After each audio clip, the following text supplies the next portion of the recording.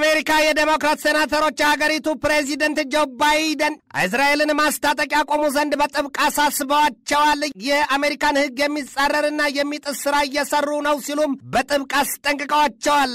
እስራኤል በበኩሏ የአሜሪካው ፕሬዚደንት ጆ ባይደን ቢቢን ሊገለብጧቸው አሲረዋል ስትል ምሬቷን ገልጣለች። ይሄ ከልክ በላይ ተወዳጅተዋል ከሚባልላቸው ሀገራት ማጀት የተሰማ ዜና ሲሆን ወዲያ ማዶ ከምስራቃኑ ጎራ መንግስታት በተለይም ከሩሲያ የተሰጠ መግለጫ አለ። ያውም አሉ እኒያ ሐሞተ ቆምጣጣው ሰው የኬጂቢው ቁንጮ የክሬምሊኑ አለቃ አሁን ከወታደራዊ ትንበያ አንጻር ሩሲያ ለኒውክሌር ጦርነት ተዘጋጅታለች ብለዋል። ቭላዲሚሮቪች ፑቲን ይህንኑ ርዕሰ ጉዳይ በዓለም አቀፉ ትንታኔ ዘገባችን መርጠን ተመልክተነዋል።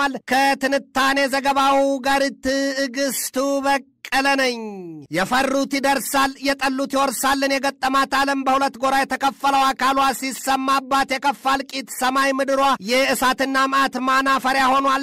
ድርቅ፣ የጎርፍ መጥለቅለቅ፣ ርዕደ መሬት ከተፈጥሮ ሲጠቀሱባት ከሰው ሰራሹ ደግሞ ዘግናኝ ጦርነቶች በአንድ ሀገር ህዝብ መካከልና በሀገራትና መንግስታት መካከል እያናወጣት ነው።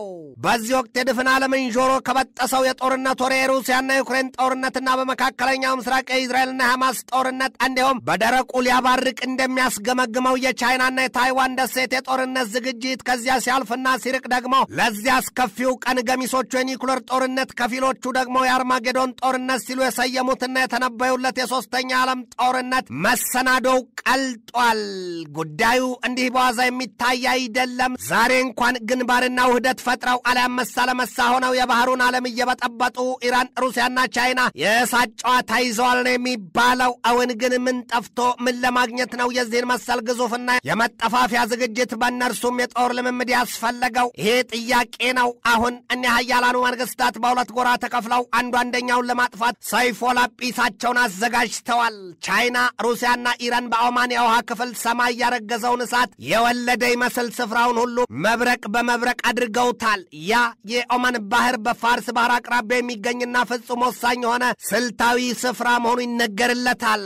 በዚህ ወቅት በኢራን በቻይናና በሩሲያ የተጀመረው ግዙፍ የጦር ልምምድ ማሪን ሴኪሪቲ ቤልት 2024 የሚል መጠሪያ ተሰጥቶታል። በዚሁ የኦማን ባህር ክልል ይሳተፉ ዘንድ ቻይና እጅግ አደገኛና አውዳሚ የሆኑትን የኡሩምቁይና የሊኒ የጦር መርከቦቿን ያሰለፈች ሲሆን ሩሲያም የቫሪያግና የስላቫ ክላስ ክሩይዘሮቿን ልካለች። ከ20 በላይ የጦር መርከቦች፣ አጋዥና አጃቢ መርከቦች፣ የጦር ጀልባዎች ከሶስቱም ሀገራት መውጣጣታቸው ሲነገር የባህር ኃይል የጦር ሄሊኮፕተሮችም በዚሁ የሶስቱ ሀገራት የኦማን ባህር የጦር ልምምድ መሳተፋቸው ተገልጧል።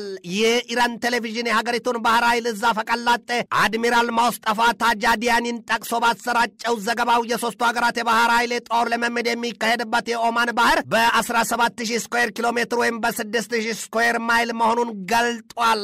አድሚራሉ አክለውም የሶስቱ ሀገራት የጦር ልምምድ የተጀመረው ከአውሮፓውያን 2019 ጀምሮ ለአራተኛ ጊዜ አሁኑ መሆኑን ገልጠዋል።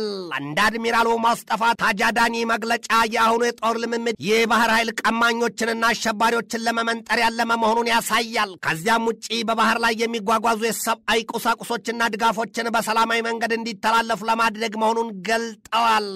ኢራን ከሩሲያና ከቻይና ጋር የጦር ትብብር አድርጋ በቀጠናው ከአሜሪካ ለሚያሰጋት ጥቃት ለመታደግ ቀድማ መሰናዳቷ ይገለጣል። ኢራን በሩሲያና ዩክሬን ጦርነትም ለሩሲያ የጦር መሳሪያዋን በመስጠት አስከፊ በደል ሰርታለች በሚል በአሜሪካና በምዕራባውያኑ ዘንድ በትር እየተሰናዳላት እንደሆነ ይታመናል።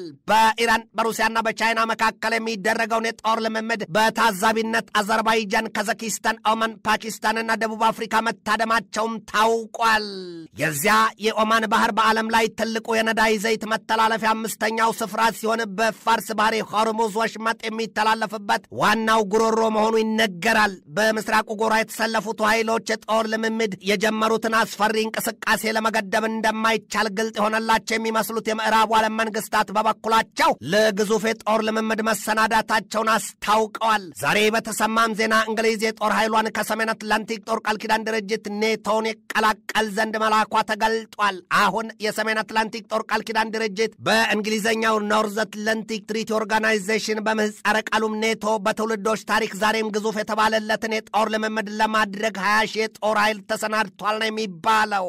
እንግሊዝ ከላከቻቸው ወታደሮቿ ውጭም ግዙፏንና እንጀታሪስ በሚል የምትጠራዋን የጦር መርከቧን በኤችኤምኤስ የዌልሷ ንግስት በሚል በተሰየመችው የጦር መርከብ ታጅባ ከሌሎች 30 የጦር መርከቦች ጋር መቀላቀሏም ነው የተሰማው። ከዚያም ውጪ በምዕራባኑ ጎራ ለታቀደው ግዙፍ የጦር ልምምድ 4 የባህር ሰርጓጅ የጦር መርከቦች፣ እጅግ በጣም በርካታ ቁጥር ያላቸው የጦር አውሮፕላኖች ከምዕራባኑ ሀገራት ከካናዳ፣ ከደንማርክ፣ ከፈረንሳይና ከስፔን እንዲሁም ከሌሎች ሀገራት ተውጣተው በዚያው ግዙፍ የጦር ልምምድ ለመሳተፍ መዘጋጀታቸው ታውቋል። እኒያ የምዕራቡ ዓለም መንግስታትና ሀገራት የጦር ኃይላቸውን በአንድነት አከማችተው ያሰፈሩበት ስፍራ ደግሞ በኖርዌይ የውሃ ክልል ነው። በዚሁ በታቀደውና ስለ ግዝፈቱ በትውልዶች ታሪክ የዚህ ዘመናቸው የለሹ ኃይል የሚያደርገው የጦር ልምምድ የምዕራባውያኑን የጦር ጥምረት የኔቶ ኃይል ወይ የጦር ዝግጅት አቧራውን አራግፎ የሚያነቃቃና ልኩን ለማየትም ለማሳየትም ያለመ ነው ተብሎለታል። በተለይም በእንግሊዝ ሹማምንት ዘንድ በዓለም የሁለቱ ጎራዎች መካከል አሁን በየራሳቸው ክፍል የተጀመረው የጦር ልምምድ የመፍቻ ቢሉ መቋጫ ውሉ በጠፋበት የመካከለኛው ምስራቅ ቀጠና ምስቅልቅል ጦርነት የማይቀርና ፋታ የማይሰጥ አንድ ግዙፍ የኃያላን ጦርነት መኖሩን አመላካች ነው ሲሉ በእንግሊዝ በኔቶና በአጋር አባሮቹ የጦር ኃይል ተጠሪው ኮሞዶር አንድሩ ኢንግሃም አስታውቀዋል። ሰውየው ግንባራቸውን ክስክስ ጥርሳቸውን ንክስ አድርገው መግለጫ በሰጡበት አቋማቸው በዚህ የአሁኑ የጦር ልምምድ አከርካሪ የሚሰብርና ለከባድ ጦርነት የሚያዘጋጅ የጠላትን ቅስም ገና ከወዲሁ የሚሰብር ነው ሲሉ ገልጠውታል። እንደ ኮሞዶር አንድሩ ኢንግሃም ዝርዝርና ሰፊ ማብራሪያ ታዲያ አሁን ሩሲያ፣ ቻይናና ኢራን የያዙት ከባድ የጦር ልምምድ ይህ የሰሜን አትላንቲክ ጦር ቃል ኪዳን ድርጅት ኔቶ በ50 ዓመታት ታሪኩ አድርጎትም አይቶትም የማያውቀውን የጦር ልምምድ ያደርግ ዘንድ አዘጋጅቶታል። በዘመናዊው የዓለማችንም ታሪክ ለከባድ ጦርነት ተዘጋጅተናል ነው ያሉት። ድር ሲያሳ ነባሪ፣ ነፍሰ ጡር የመሳሰሉና ሊፈርጡ ያሞጠሞጡ ባጮችን የመሳሰሉ ትልቆ መሳፍርት የሌላቸው የጦር አውሮፕላኖች እንኳን ሲያረገዙትን የእሳትና ሲድ ቅሪት ወልደውት ቀርቶ ገና ሲያዋቸውም ቀበቶን ይበጥሳሉ፣ ትንፋሽን ያቋርጣሉ ይባልላቸዋል። የነገር ሰንጣቂዎቹና የወታደራዊ ጠበብቶቹ በዚሁ የኔቶ ግዙፍ የተባለለት የጦር ልምምድ ላይ ተሳታፊ ከሆኑት ሀገራት የባህር ሰርጓጅ የጦር መርከብ ባለቤቶቹ ጀርመን፣ እንግሊዝ፣ ፈረንሳይና ኖርዌይ የባህር ሰርጓጆቻቸውን የጦር መርከቦች ዘመናዊዎቹን የጦር መርከቦቻቸውን ማስጠጋታቸውን በእንግሊዝ የባህር ሰርጓጅ የጦር መርከቦችና የባህር ኃይሉ ባለስልጣን ሰብ ሌውትናንት ዴሪክ ብሌር አስታውቀዋል። እኒያ በምስራቁ ጎራ ተከፍለውና ፍጥጠው የቆሙቱ ሩሲያ፣ ቻይናና ኢራን የጦር ልምምዳቸውን የጀመሩት በኦማን ባህር የውሃ ክልል ሲሆን የምዕራቡ ዓለም ጎራዎች ደግሞ የጦር ልምምዳቸውን ለማድረግ የተሰናዱት በኖርዲክ ቀጠና የአርክቲክ ሰርክል ነው። በሩሲያና በዩክሬን እንዲሁም በእስራኤልና በሐማስ መካከል እየተካሄደ ያለው ጦርነት የማታ ቆሻሻ ከመንካቱ የማነካካቱን ሆኖ ክፉ ያላነጋገረው ወዲያም ያላስተዛዘበው ሀገር አለ ለማለት ይቸግራል። ሌላው ቀርቶ አሜሪካን ለማስደሰትና ገና ለገና ፈዋሽ ነው ብለው የሚያምኑትን የዶላር ቆጣሪ ጣቷን ለመላስ ያጮለቁት የሚመስሉት የዚህ የማዶው የእርስ በርስ መተላለቂያው ምድር የአፍሪካ አህጉር ሀገራት ሳይቀሩ ያኔ ገና በሩሲያና በዩክሬን መካከል ጦርነት እንደተጀመረ በሩሲያ ላይ ማዕቀብ ጥለናል ያሉ ስለመኖራቸው አይዘነጋም። ስማቸው ለራሳቸው ይቅርና እነዚህ አፍሪካ ሀገራት በሩሲያ ላይ ማዕቀብ ጣሉ አልጣሉ ምን ሊለውጡ ሊጨምሩ ወይስ ምን ሲያጎድሉ ስትል ሩሲያ ፌንጣ ብትቆጣ ክንፏን ጥላ ሄደችን ተርታባቸዋለች። በዚህ ወቅት በነደደው የጋዛ ሰርጥ ጦርነትም ቢሆን ለእስራኤል የወገኑ ሀገራት አሉ። ስለ ፍልስጤማውያኑ ሰቆቃ ሽንጣቸውን ገትረው የሚሞግቱ እንደ ደቡብ አፍሪካን መሰል ሀገራት ይጠቀሳሉ። ይህንን ያስተዋሉት የኢራኑ መንፈሳዊ መሪ አያቶላ አሊ ሰይድ ካሚኔይ በበኩላቸው ጥብቅ ማስጠንቀቂያ ሰጥተዋል። ዛሬ ካሚኔይን በእልህ ትክትክ ግንፍል አድርጎ ማስጠንቀቂያ እንዲሰጡ ያበቃቸው ደግሞ የአንዳንድ ሙስሊም ሀገራት መንግስታት ለእስራኤል ድጋፍ መስጠታቸውን ተከትሎ ነው። ካሚኔይ ያክለውም እግዚአብሔር እነዚያን ለጠላት ድጋፍ የሰጡትን የሙስሊም መንግስታት ይቀጣቸዋል ነው ያሉት። በምስራቅ አውሮፓ ባልካን ቀጠናና በመካከለኛው ምስራቅ ቀጠና የእስራኤልና ሐማስ ጦርነት መፍትሄ መስጠት ተስኗቸው የሚያላዝኑት ምዕራባውያኑ የጦር መሳሪያና ጥይት ለዩክሬን ቢሰጡም የብሱን ሀገሪቱን የእሳት ምድጃ አድርገዋት ማረፋቸው ካልሆነ በስተቀር በአሸናፊነት ትወጣ ዘንድ አላበቋትም።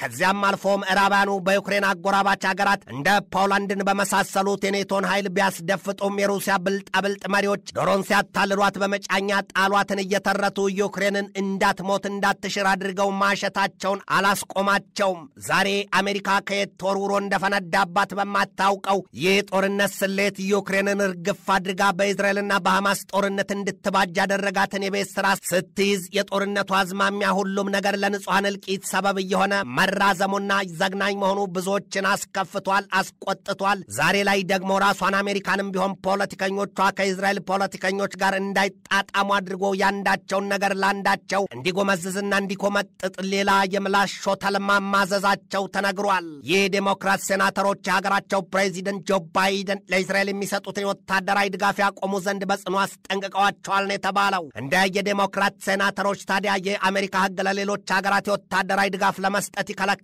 የሚል ነው። ዛሬ ላይ የሁለቱ ወዳጅ ሀገራት የእስራኤልና የአሜሪካ ባለስልጣናት በነገር መጣጣም ቀርቶ መደማመጥም አልሆነላቸውም ሲሉ በአሽሙር የሚለምጧቸው በርክተዋል። በሁለቱ ሀገራት ሹማምንት መካከል ያለው ንዝንዝና የነገር ጥዝጥዝ ከዚያም አልፏል ተርፏል።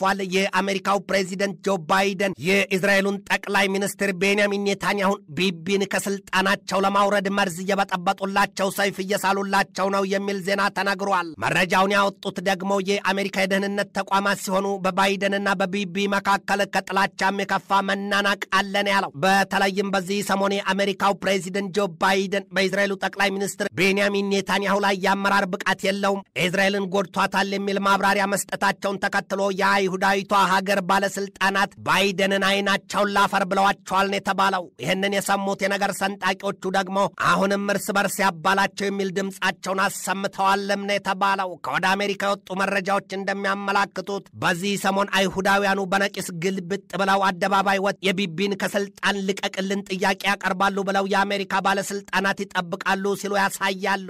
ይህ በእንዲህ እንዳለ አሁን አሉ እኒያ ኮስታራው ሰው ወዲያም ከጥቂት ቀናት በኋላ ምርጫ የሚደረግባት ሀገር ፕሬዚደንት አሁን ከወታደራዊ ትንታኔ አንጻር የዓለማችን ሁኔታ መላቅጡ ጠፍቷልና ሀገሬ ለኒውክለር ጦርነት ተዘጋጅታለች ብለዋል ቭላዲሚር ቭላዲሚሮቪች ፑቲን። አሁን ነው እንግዲህ የበላቸው ያገሳታል፣ በላይ በላዩ ያጎርሳታል፣ ወይም በኋላ ይቆረቆር ይሏል ኢትዮጵያውያን አባው። ፑቲን የሩሲያን የኒውክለር ጦር መሳሪያ ሲገልጡትም ፈገግ፣ እጃቸውን በንቀት አምሳያ መንጨቅ፣ ከንፈራቸውን ወደ አንድ ወገን ጠመም አድርገው አትልፉ፣ የሀገሬ የኒውክለር ጦር መሳሪያ ዝግጅት አቻም አምሳያም የለውም ነው ያሉት። በአጭሩ ፑቲን በማጠቃለያቸው አሁን የሩሲያን ህልውናና ሉዓላዊነት የሚጋፋ ነገር እያየን ነውና ወዮላቸው ባላንጦቻችን ሲሉ ፈገግታቸው ጭምር መልእክቱን አስተላልፏል። ትንታኔ ዘገባውን ስናዘጋጅ በዋቢነት ስታንዳርድን፣ ዩራዥያ ሪቪውን፣ ዋሽንግተን ፖስትን፣ ሜይል ኦንላይንን፣ ማላይ ሜይልን፣ ፎሬክስ ላይቭን፣ ዋሽንግተን ታይምስን፣ ጋልፍ ቱዴይና ኢየሩሳሌም ፖስትን ተጠቅመናል።